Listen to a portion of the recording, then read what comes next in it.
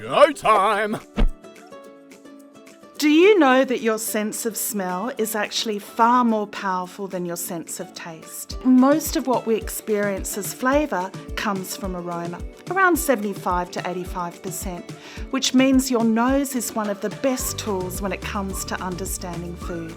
As a sensory expert, I spend a lot of time paying close attention to how food looks, smells and tastes. You have exactly those same skills. Your senses are constantly giving you information about your food.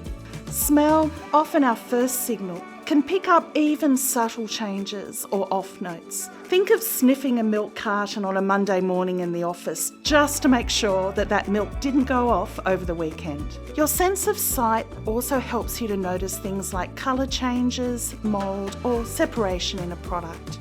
And sense of taste, where appropriate, can confirm whether the flavour still tastes as you would expect it to.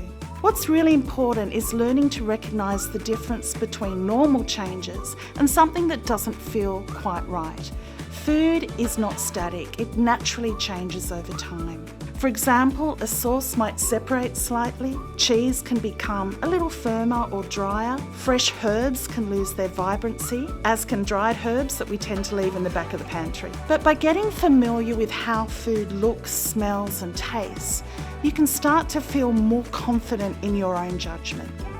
It's about tuning into your senses and noticing what's typical and what's not. That's why it's okay, and indeed encouraged, to trust your senses along with the best before label.